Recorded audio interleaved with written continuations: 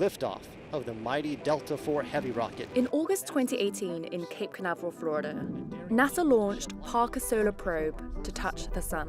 After spending a few years spiraling closer to our star, the spacecraft has finally arrived. It's amazing. Parker Solar Probe is touching the sun.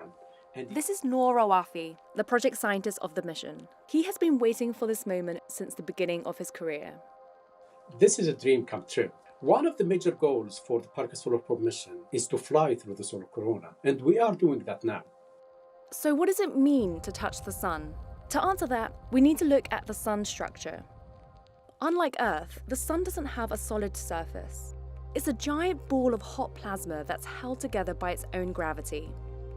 Solar material flows out from the surface, but around the sun, it's bound by the sun's gravity and magnetic field.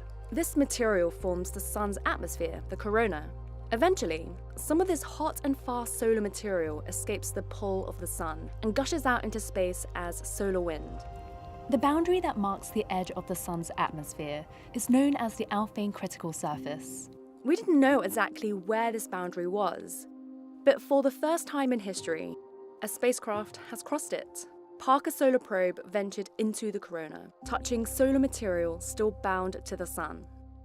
The wispy corona is too faint to see most of the time, but it's revealed during total solar eclipses.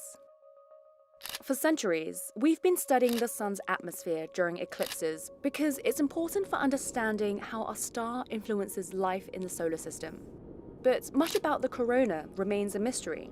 Two of the most challenging scientific mysteries in astrophysics occur in a region that we call solar corona.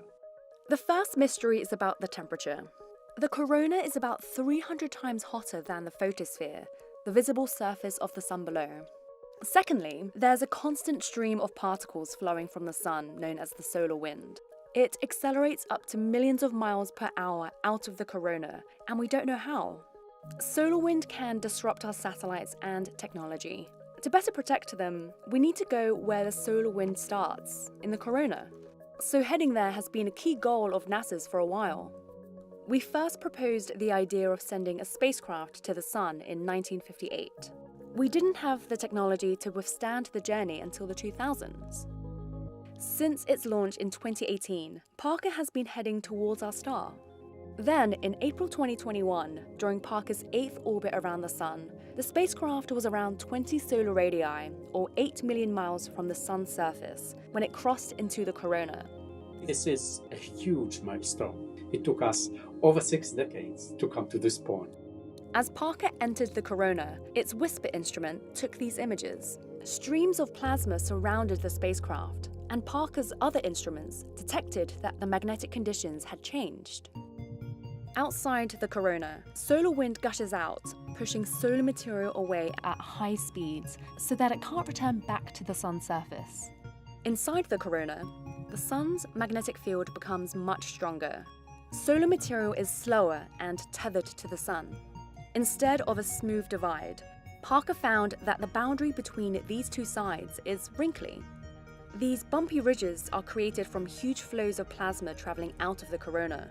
Scientists are not sure why this happens, but as Parker gets closer, we're finding more clues.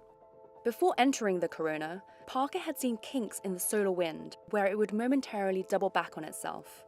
Scientists called these features in the solar wind switchbacks, but no one knew how or where they formed. In 2021, the spacecraft finally tracked switchbacks to one of their origins. As Parker got even closer to the sun, it detected bursts of switchbacks. Scientists traced these bursts all the way to the visible surface of the sun. Here we see distinct cells. As heat rises beneath, these convection cells churn and create funnels of magnetic energy above the surface. Scientists found that switchbacks form inside these funnels before rising into the corona and beyond. This is only one piece of the switchbacks puzzle though. Exactly how they form is still unknown. Over the next few years, Parker will keep looking for clues as it explores our sun, the only star we can study up close. The sun is also the only star known to support life, so understanding it is critical as we search for life beyond our solar system. that will link directly into the question, are we alone in this universe? And that is one of the biggest questions for humanity to answer.